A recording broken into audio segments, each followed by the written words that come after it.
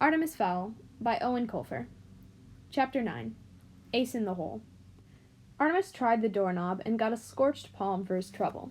Sealed. The fairy must have blasted it with her weapon. Very astute. One less variable in the equation. It was exactly what he himself would have done. Artemis did not waste any time attempting to force open the door. It was reinforced steel, and he was 12.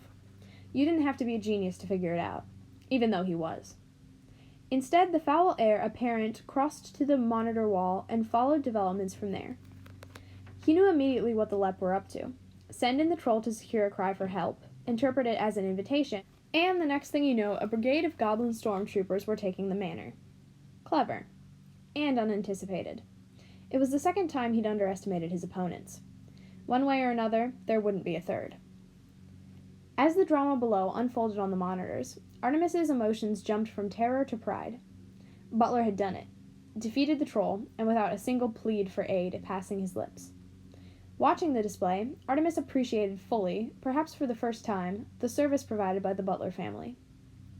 Artemis activated the tri-band radio, broadcasting on revolving frequencies. "Commander Root, you are monitoring all channels, I presume." For a few moments, nothing but white noise emanated from the micro speakers. Then Artemis heard the sharp click of a mic button. "I hear you, human. What can I do for you?" "Is that the commander?" A noise filtered through the black gauze. It sounded like a whinny. "No, this is not the commander. This is Foley, the centaur. Is that the kidnapping lowlife human?" It took Artemis a moment to process the fact that he'd been insulted. "Mr.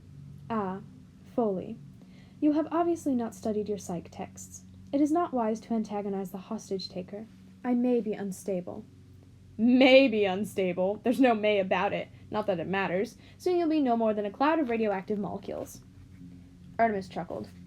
"That's where you are mistaken, my quadruped friend. By the time that biobomb is detonated, I will be long gone from this time stop." It was Foley's turn to chuckle. "You're bluffing, human. If there was a way to escape the field, I would have found it. I think you're talking through your..." Thankfully, it was at that moment Root took over at the microphone. "Fowl, this is Commander Root. What do you want?" "I would just like to inform you, Commander, that in spite of your attempted betrayal, I am still willing to negotiate." "That troll had nothing to do with me," protested Root. "It was done against my wishes." "The fact is that it was done, and by the Lep. Whatever trust we had is gone. So here is my ultimatum. You have 30 minutes to send in the gold, or else I will refuse to release Captain Short. Furthermore, I will not take her with me when I leave the time field, leaving her to be disintegrated by the biobomb." "Don't be a fool, human. You're deluding yourself. Mud technology is aeons behind ours. There is no way to escape the time field." Artemis leaned in close to the mic, smiling his wolfish smile. "There's only one way to find out, Root. Are you willing to bet Captain Short's life on your hunch?" Root's hesitation was highlighted by the hiss of interference. His reply, when it came, was tinged with just the right note of defeat. "No," he sighed. "I'm not. You'll have your gold, Fowl. A ton. 24 carat. Artemis smirked. "Quite the actor, our Commander Root." 30 minutes, Commander. Count the seconds if your clock stopped. I'm waiting, but not for long." Artemis terminated the contact, settling back in the swivel chair. It would seem as though the bait had been taken. No doubt the Lep analysis had discovered his accidental invitation. The fairies would pay up because they believed the gold would be theirs again as soon as he was dead, vaporized by the biobomb, which, of course, he wouldn't be. In theory. Butler put 3 rounds into the doorframe. The door itself was steel and would have sent the Devastator slugs ricocheting straight back at him. But the frame was the original porous stone used to build the manor. It crumbled like chalk. A very basic security flaw, and one that would have to be remedied once this business was over. Master Artemis was waiting calmly in his chair by the monitor bank. "Nice work, Butler." "Thank you, Artemis. We were in trouble for a moment there. If it hadn't been for the captain..." Artemis nodded. "Yes, I saw. Healing, one of the fairy arts. I wonder why she did it." "I wonder too," said Butler softly. "We certainly didn't deserve it." Artemis glanced up sharply. "Keep the faith, old friend. The end is in sight." Butler nodded. He even attempted to smile. But even though there were plenty of teeth in the grin, there was no heart. In less than an hour, Captain Short will be back with her people, and we will have sufficient funds to relaunch some of our most tasteful enterprises. I know, it's just... Artemis didn't have to ask. He knew exactly what Butler was feeling. The fairy had saved both their lives, and yet he insisted on holding her to ransom. To a man of honor like Butler, this was almost more than he could bear. The negotiations are over. One way or another, she will be returned to her kind. No harm will befall Captain Short. You have my word. And Juliet? Yes? Is there any danger to my sister? No, no danger.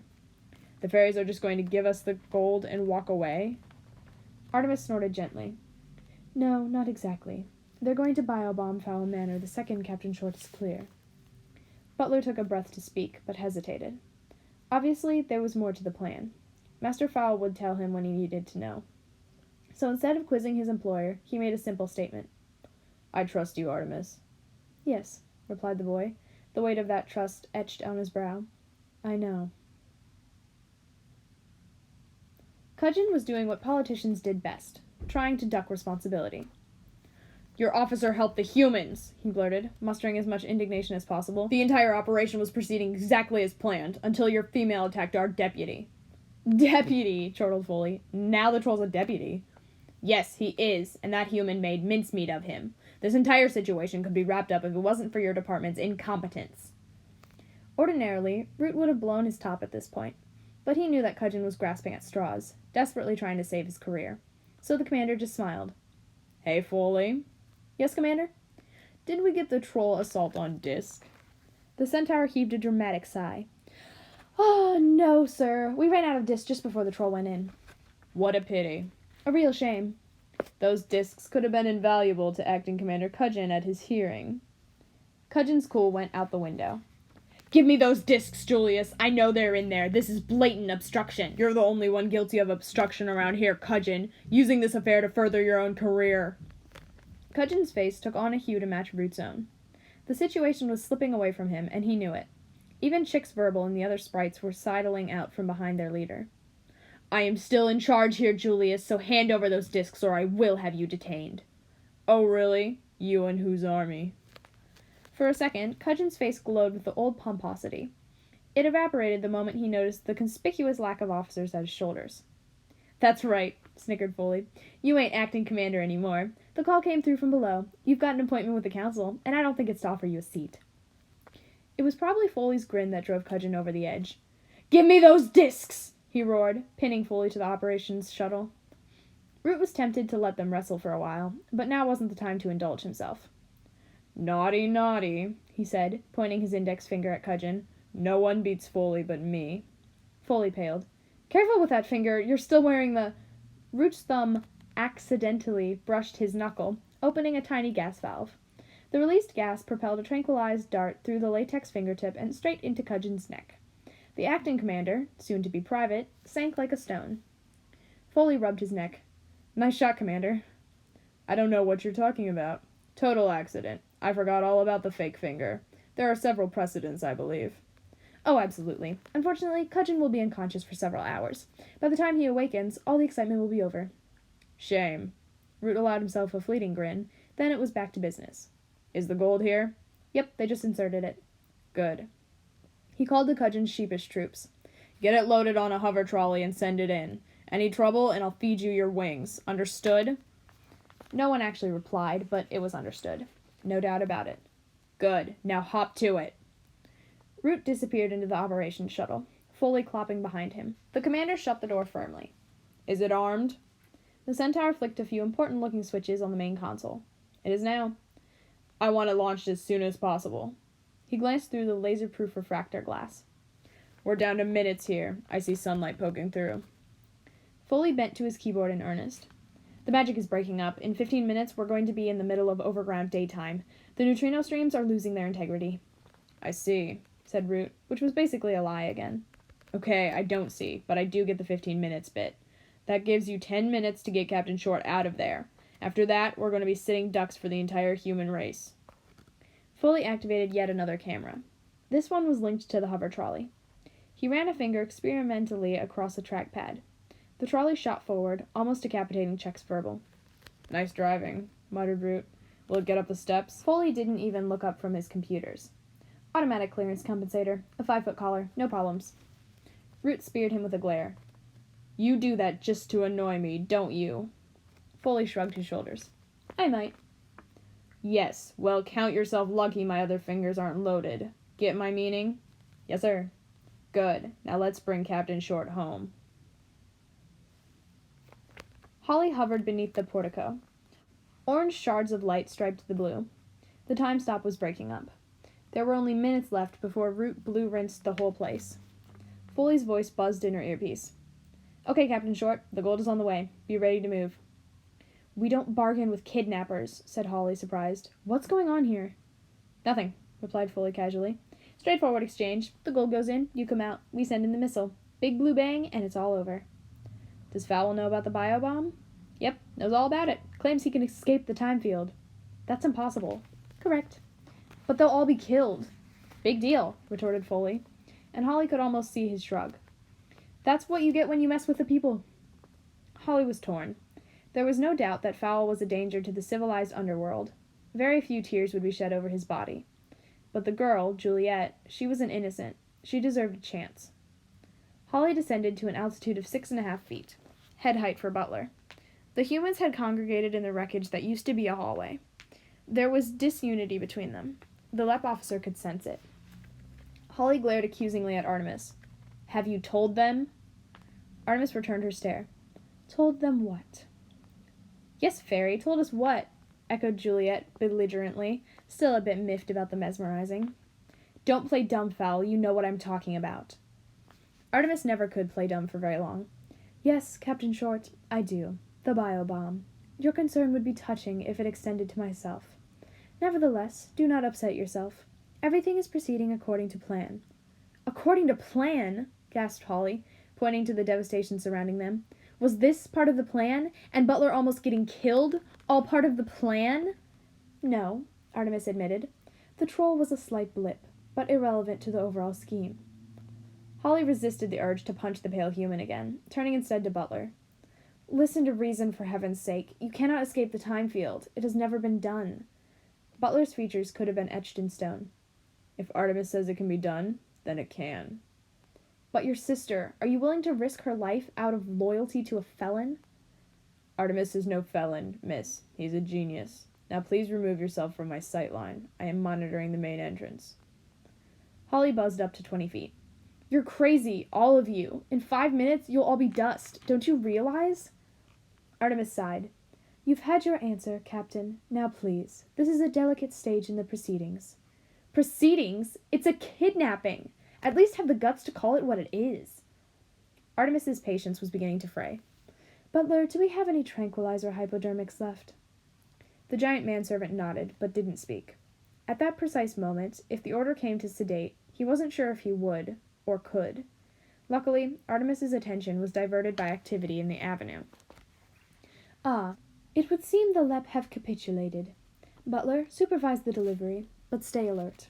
Our fairy friends are not above trickery. You're a fine one to talk, muttered Holly. Butler hurried to the demolished doorway, checking the load and catch on his Sig Sauer 9mm. He was almost grateful for some military activity to distract him from his dilemma. In situations like these, training took over. There was no room for sentiment. A fine haze of dust still hung in the air. Butler squinted through it into the avenue beyond. The fairy filters rigged over his eyes revealed that there were no warm bodies approaching. There was, however, a large trolley seemingly driving itself up to the front door. It was floating on a cushion of shimmering air. Doubtless Master Artemis would have understood the physics of this machine. All Butler cared about was whether or not he could disable it. The trolley bumped into the first step. Automatic compensator, my foot, said Root.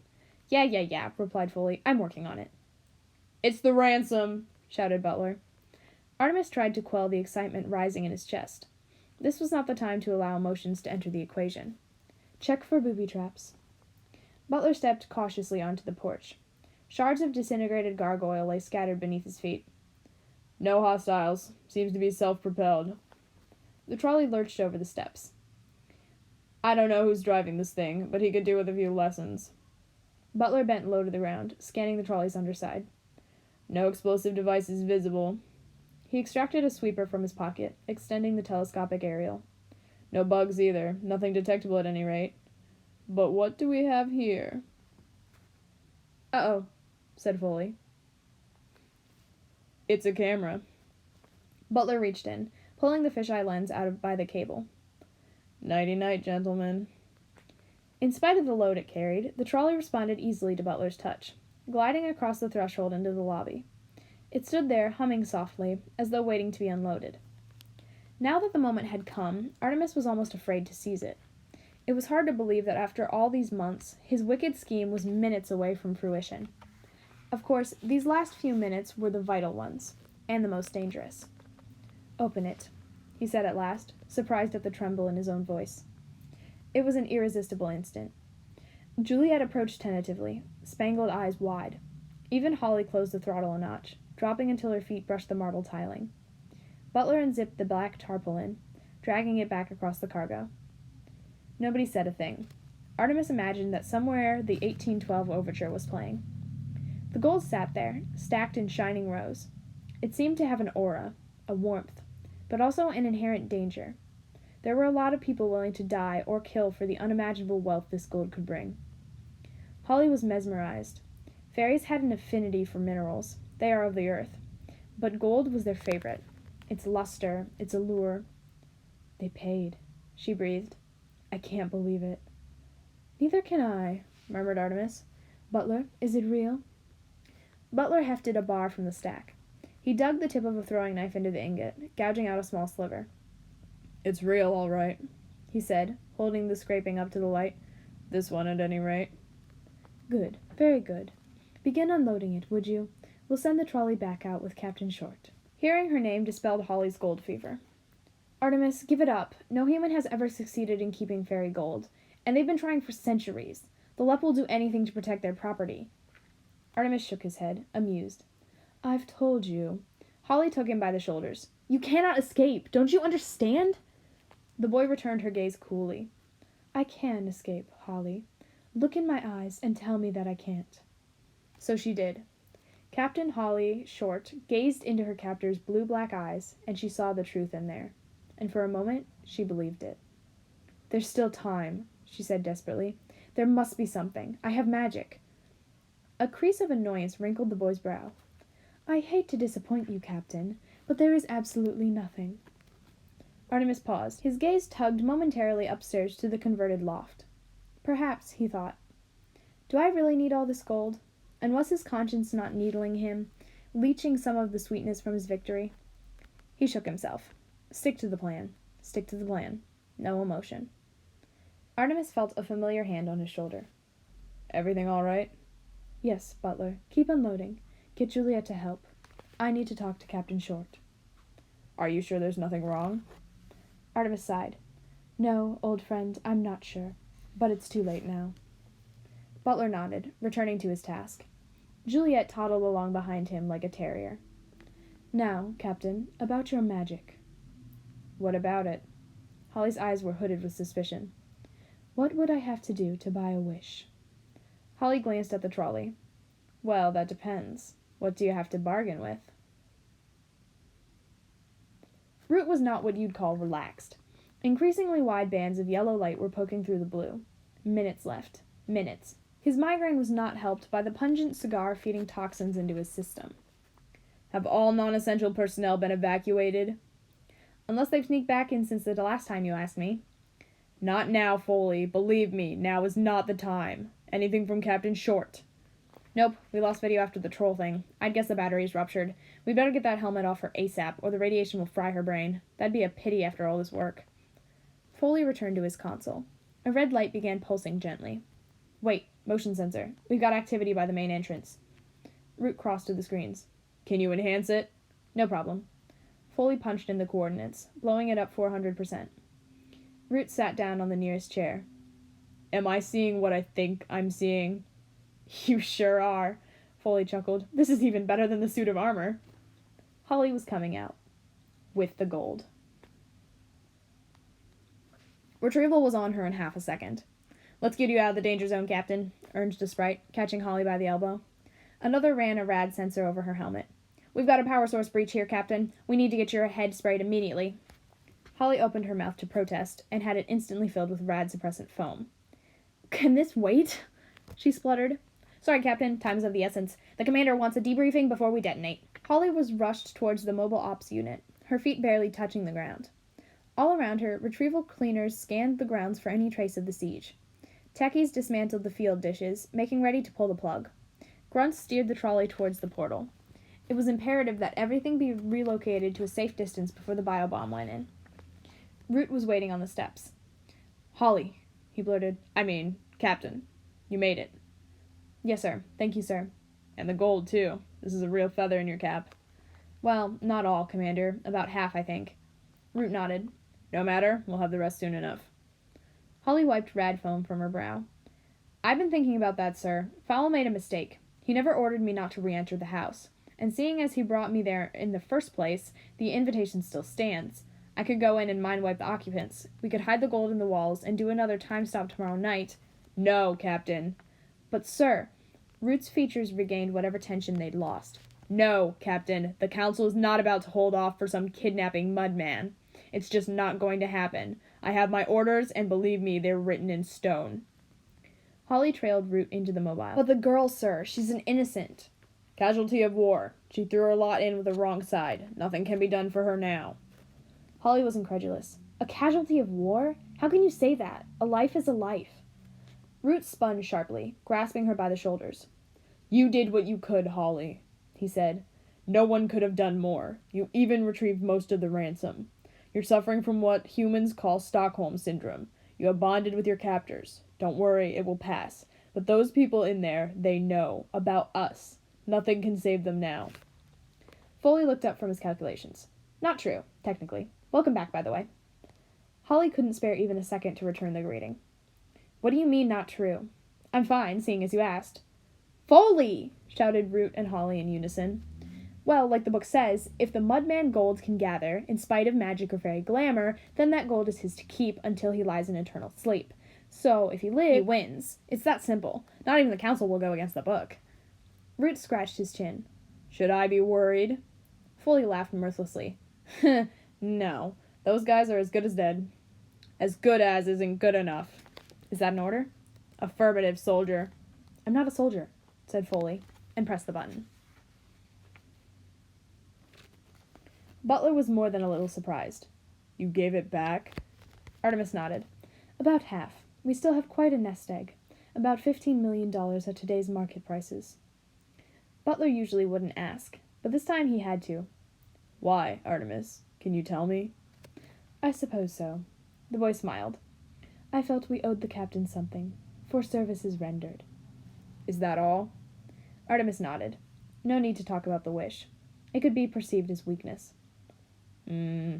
Said Butler, smarter than he looked. "Now we should celebrate," enthused Artemis, deftly changing the subject. "Some champagne, I think." The boy strode to the kitchen before Butler's gaze could dissect him. By the time the others caught up, Artemis had already filled 3 glasses with Pomme Perignon. "I'm a minor, I know, but I'm sure Mother wouldn't mind, just this once." Butler felt that something was afoot. Nevertheless, he took the crystal flute offered to him. Juliet looked at her big brother. "Is this okay?" "I suppose so." He took a breath. "You know I love you, don't you, sis?" Juliet scowled. Something else that the local louts found very endearing. She smacked her brother on the shoulder. "You're so emotional for a bodyguard." Butler looked his employer straight in the eye. "You want us to drink this, don't you, Artemis?" Artemis met his gaze squarely. "Yes, Butler, I do." Without another word, Butler drained his glass. Juliet followed suit. The manservant tasted the tranquilizer immediately, and although he would have had ample time to snap Artemis Fowl's neck, he didn't. No need for Juliet to be distressed in her final moments. Artemis watched his friends sink to the floor. A pity to deceive them, but if they had been alerted to the plan, their anxiety could have counteracted the sedative. He gazed at the bubbles swirling in his own glass. Time for the most audacious step in his scheme.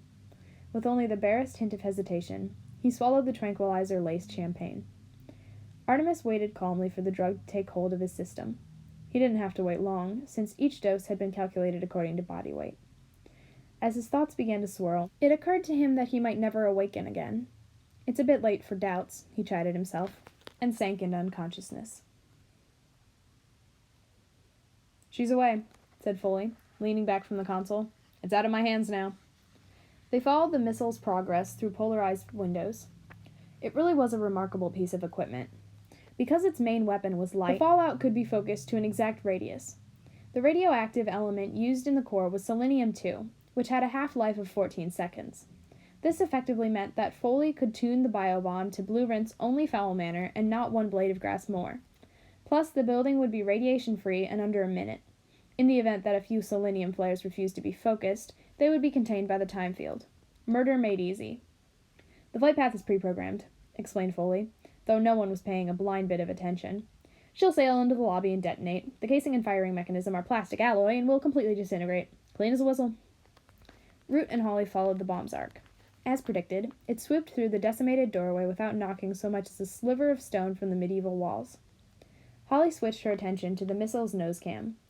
For a moment, she caught a glimpse of the grand hallway where she had, until recently, been a prisoner.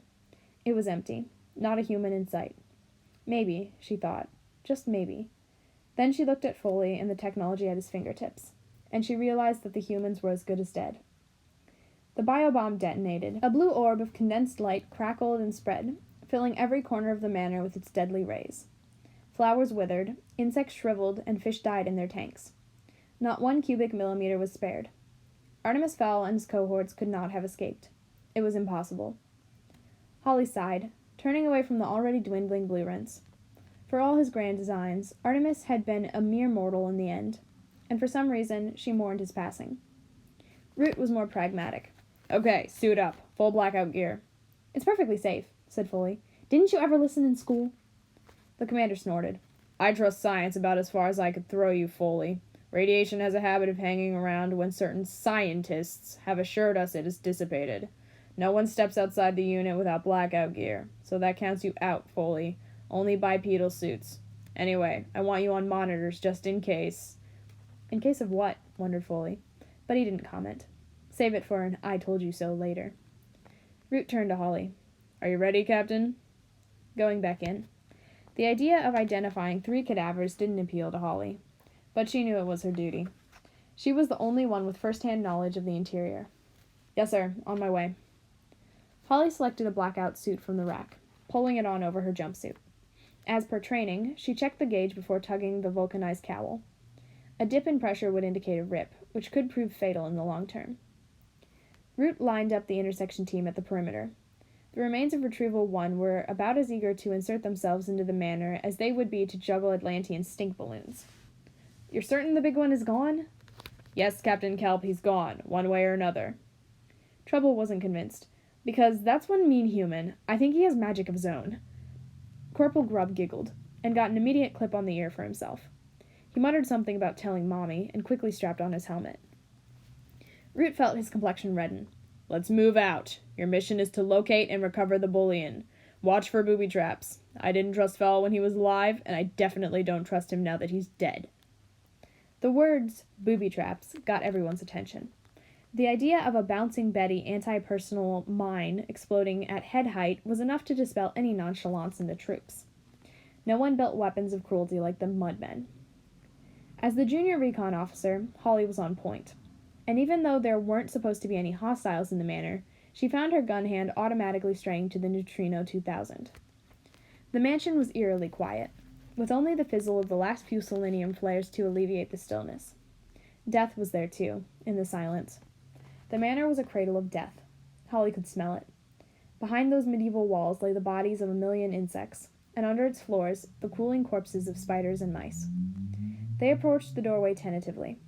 Holly swept the area with an X-ray scanner. Nothing under the flagstones but dirt, and a nest of dead money spiders. "Clear," she said into her microphone. "I'm going in. Foley, have you got your ears on?" "I'm right there with you, darling," replied the centaur. "Unless you step on a landmine, in which case I'm way back in the operations room." "Are you getting any thermals?" "Not after a blue rinse. We have residual heat signatures all over the place, mostly selenium flares. It won't calm down for a couple of days." "But no radiation, right?" "That's right." Root snorted in disbelief. Over the headsets, it sounded like an elephant sneezing.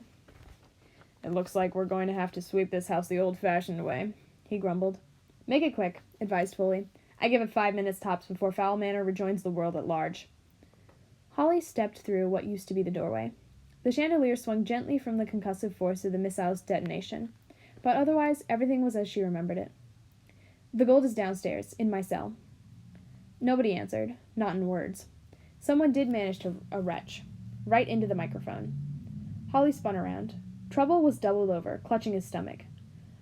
I don't feel so good, he groaned, a tad unnecessarily, considering the pool of vomit all over his boots. Corporal Grubb took a breath, possibly to utter a sentence containing the word mommy. What came out was a jet of concentrated bile. Unfortunately, Grubb didn't have the opportunity to open his visor before the illness struck. It was not a pretty sight. Ugh, said Holly, pressing the corporal's visor release button.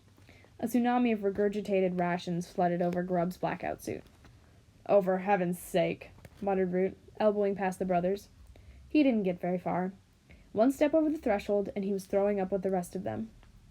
Holly pointed her helmet cam at the stricken officers. What is going on here, Foley? I'm searching. Hold on. Holly could hear computer keys being punched furiously. Okay, sudden vomiting, spatial nausea. Oh no. What?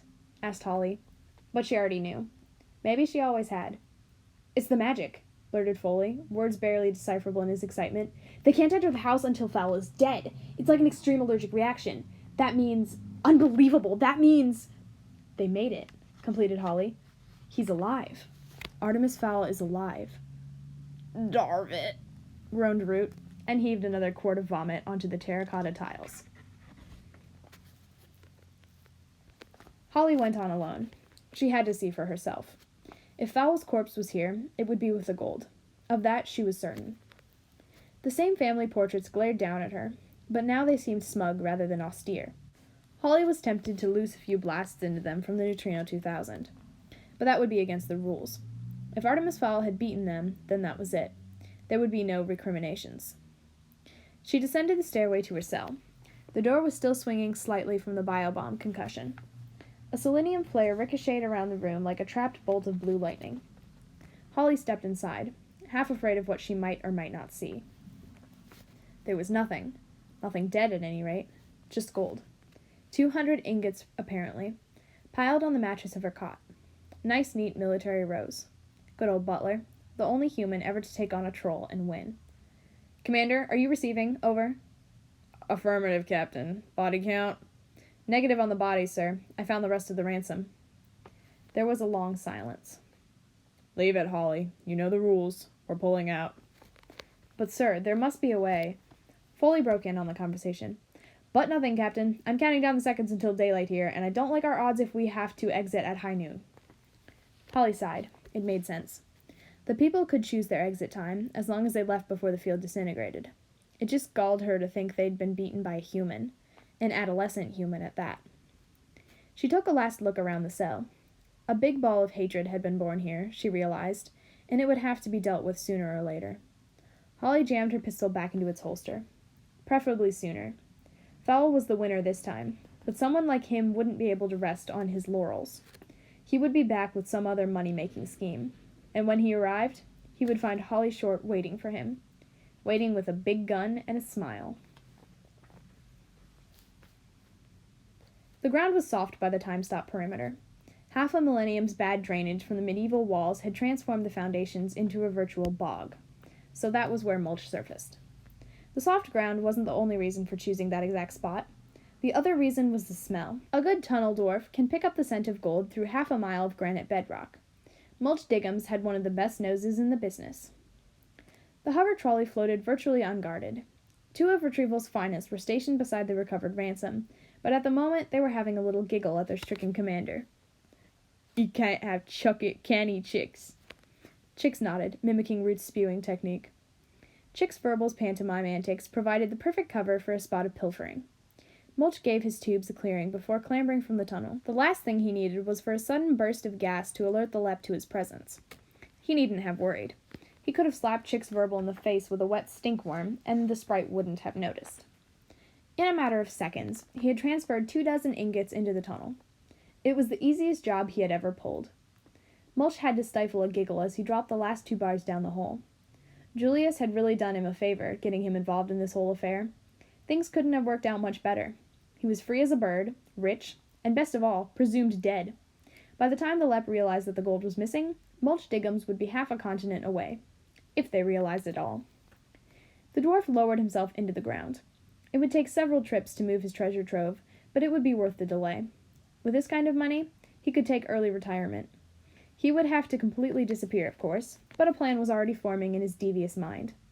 He could live above ground for a spell, masquerade as a human dwarf, with an aversion to light. Perhaps buy a penthouse with thick blinds. In Manhattan, perhaps, or Monte Carlo. It might seem odd, of course, a dwarf shutting himself away from the sun, but then again, he would be an obscenely rich dwarf, and humans will accept any story, however outlandish, when there's something in it for them. Preferably something green that folds. Artemis could hear a voice calling his name. There was a face behind the voice, but it was blurred, hard to make out. His father, perhaps? Father? The word was strange in his mouth, unused, rusty. Artemis opened his eyes. Butler was leaning over him. Artemis, you're awake. Ah, Butler, it's you. Artemis got to his feet, head spinning with the effort. He expected Butler's hand at his elbow to steady him. It didn't come.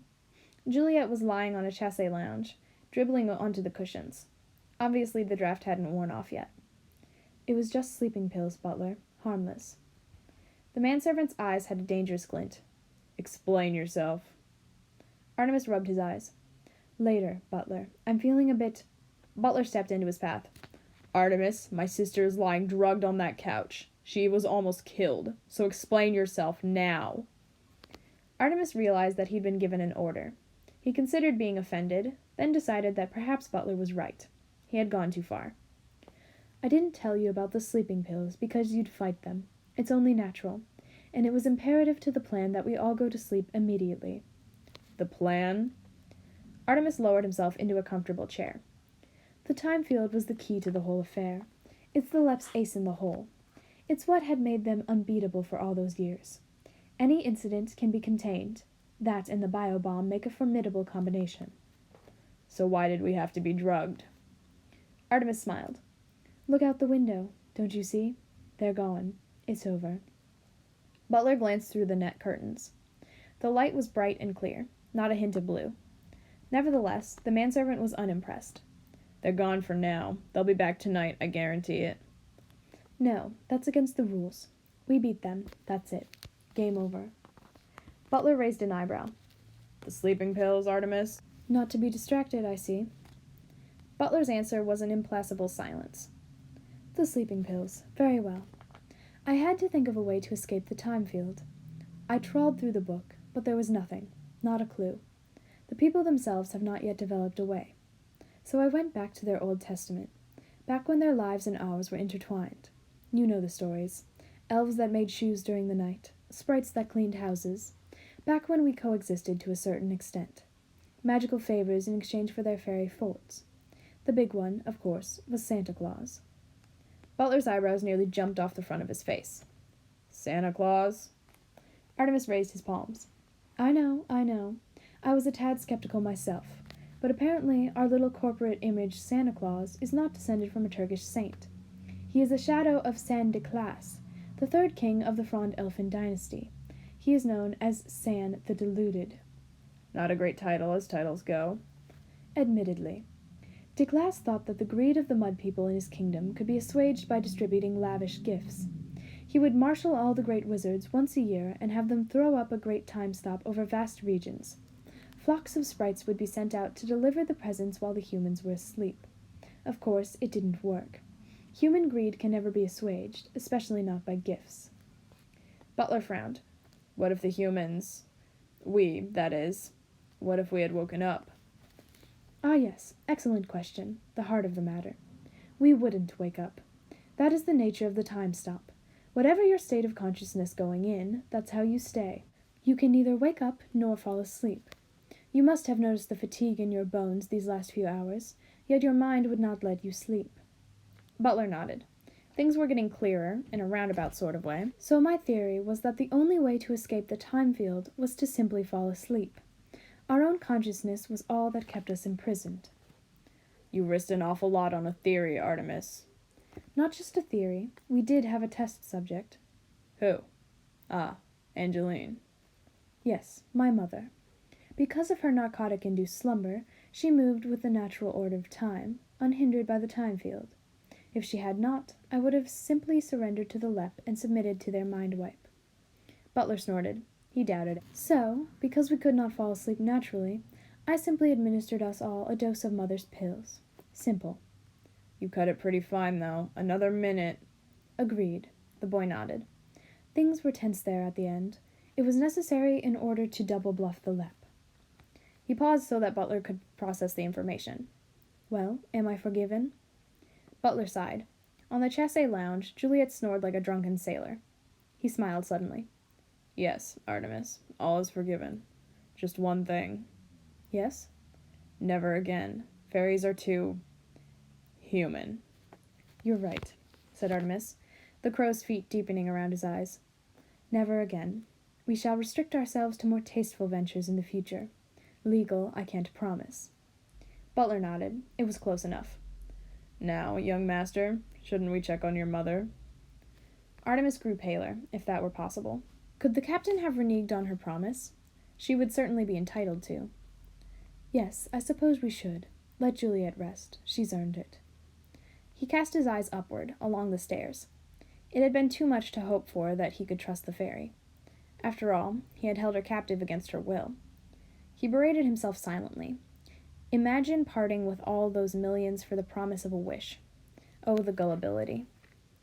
Then the loft door opened. Butler drew his weapon instantly. Artemis, behind me. Intruders. The boy waved him away. No, Butler, I don't think so. His heart pounded in his ears. Blood pulsed in his fingertips. Could it be? Could it possibly be? A figure appeared on the stairs, wraith-like in a toweled robe, her hair wet from the shower. Artie? She called. Artie, are you there? Artemis wanted to answer. He wanted to race up the grand stairway, arms outstretched, but he couldn't. His cerebral functions had deserted him. Angeline Fowl descended, one hand resting lightly on the banister. Artemis had forgotten how graceful his mother was. Her bare feet skipped over the carpeted steps, and soon she was standing before him. "Morning, darling," she said brightly, as though it were just another day. Mother," stammered Artemis. "Well, give me a hug." Artemis stepped into his mother's embrace. It was warm and strong. She was wearing perfume. He felt like the boy he was. "I'm sorry, Artie," she whispered into his ear. "Sorry for what?" "For everything. For the last few months. I haven't been myself, but things are going to change. Time to stop living in the past." Artemis felt a tear on his cheek. He wasn't sure whose tear it was. "And I don't have a present for you." "A present?" said Artemis. "Of course," sang his mother, spinning him around. "Don't you know what day it is?" "Day?" "It's Christmas Day, you silly boy. Christmas Day. Presents are traditional, are they not?" Yes, thought Artemis. Traditional. Santa Claus. And look at this place. Drab as a mausoleum. Butler. The manservant hurriedly pocketed his Sig Sauer. Yes, ma'am. Get on the phone to Brown Thomas. The platinum set number. Reopen my account. Tell Helene I want a Yuletide Makeover. The works. Yes, ma'am. The works. Oh, and wake up Juliet. I want my things moved into the main bedroom. That attic is far too dusty. Yes, ma'am. Right away, ma'am. Angeline Fowl linked her son's arm. Now, Artie, I want to know everything. First of all, what happened here? Remodeling, said Artemis. The old doorway was riddled with damp. Angeline frowned, completely unconvinced. I see. And how about school? Have you decided on a career? While his mouth answered these everyday questions, Artemis's mind was in turmoil. He was a boy again. His life was going to change utterly. His plans would have to be much more devious than usual if they were to escape his mother's attention, but it would be worth it. Angeline Fowl was wrong. She had bought him a Christmas present.